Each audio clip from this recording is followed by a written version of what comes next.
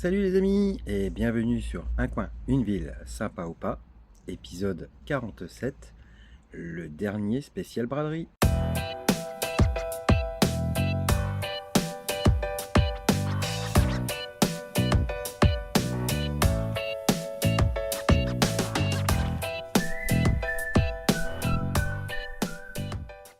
Allez, pour ce dernier spécial braderie, on s'en va à Besançon.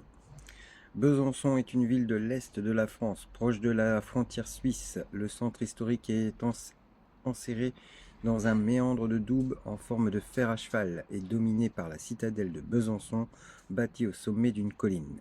Capitale de la région historique et culturelle de Franche-Comté, Besançon constitue aujourd'hui un pôle administratif important au sein de la région administrative de Bourgogne-Franche-Comté.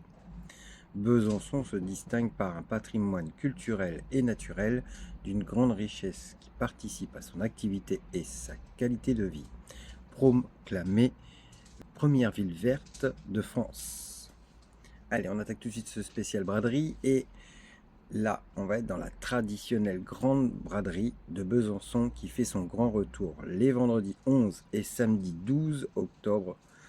Vous allez avoir cet automne un événement qui va investir tout le grand centre-ville de Besançon, rassemblant plus de 200 commerçants, qu'ils soient sédentaires ou ambulants. Animation, musique, sécurité, de nombreux dispositifs sont mis en place pour un événement festif attractif et accessible à tous. Les amateurs de vintage et d'antiquité se donneront rendez-vous rue Morand, où brocanteurs et marchands exposeront des objets uniques, décorations, bijoux, tapis, friperies et même des vélos vintage. Concernant le marché, le marché de Besançon se produit sur la place de la Révolution les mardis et vendredis de 7h à 13h, mais vous pouvez profiter aussi du marché couvert rue Courbet au centre-ville du mardi au jeudi de 7h à 13h30, les vendredis et samedis de 7h à 18h et le dimanche de 8h à 13h. On commence tout de suite avec les visites et sur Besançon, vous allez avoir le musée des beaux-arts et d'archéologie de Besançon. Le musée des beaux-arts et d'archéologie est un musée municipal créé en 1964. Il s'agit du plus ancien musée de France, près d'un siècle avant le musée du Louvre. Il présente une collection riche et diversifiée, art moderne, égyptologie, beaux-arts, art graphique, collection et archéologique. Les tarifs, on est à 9 € et gratuit pour les moins de 18 ans. On continue toujours les visites sur Besançon et vous allez avoir le musée du installé au cœur d'un prestigieux palais Renaissance, le palais Granvelle, le musée du temps, retrace les grands moments de l'horlogerie byzantine, faisant dialoguer l'histoire de la mesure du temps et l'histoire de la ville. En parallèle, tapisseries, personnages illustres, plans reliefs, peintures historiques, mobilier et objets d'art nous invitent à plonger dans l'histoire du lieu, de la ville et même de la Franche-Comté.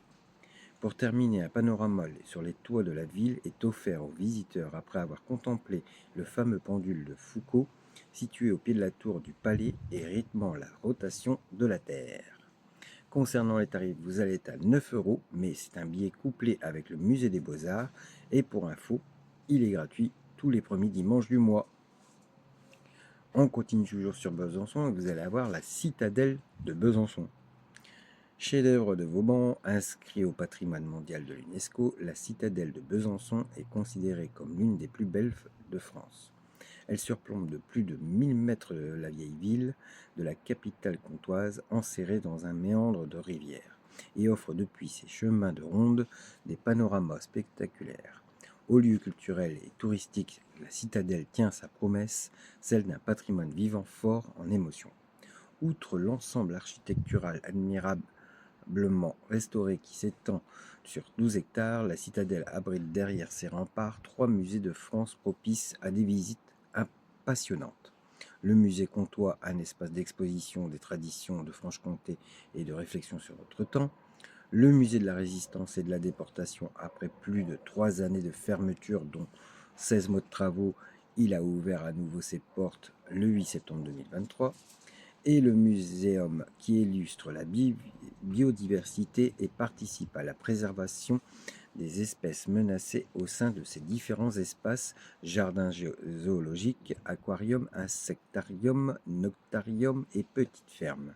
Nulle part ailleurs en France, il était possible de voir une telle diversité animale réunie en un même lieu.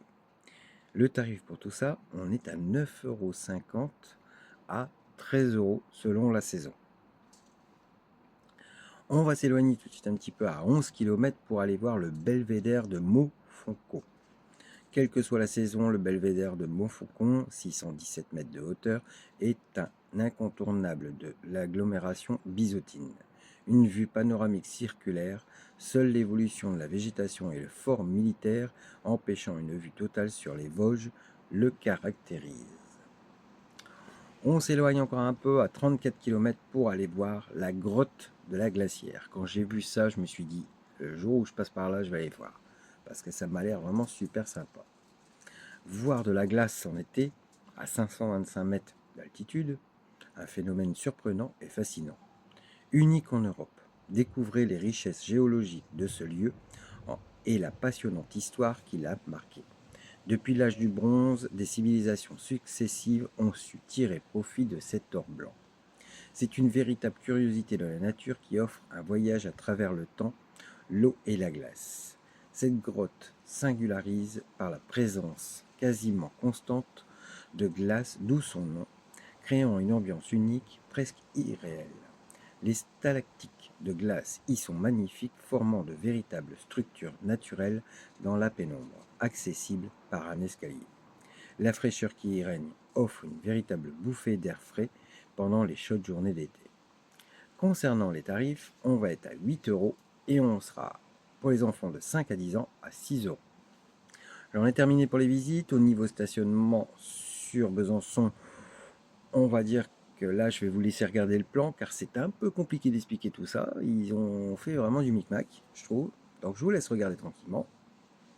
Et concernant les aires de camping-car, eh bien, malheureusement sur Besançon, on n'a pas d'aire de camping-car. Juste 2 aires d'accueil ou de stationnement. Ça, c'est vraiment un point faible, c'est dommage parce que ça, en préparant l'épisode, ça me donnait envie et bah, déjà là, c'est un peu bloquant. Concernant les lieux de vacances, vous allez avoir plus de 25 hôtels. C'est quand même pas mal.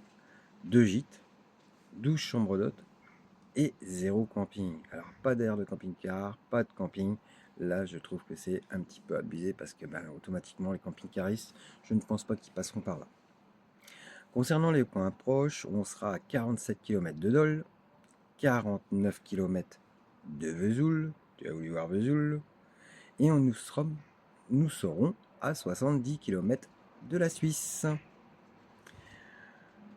En conclusion, Besançon est une ville très joliment située, comblée de visites possibles avec, pour cette dernière, encore une magnifique braderie, un marché couvert et un plein air sur plusieurs jours. On est comblé.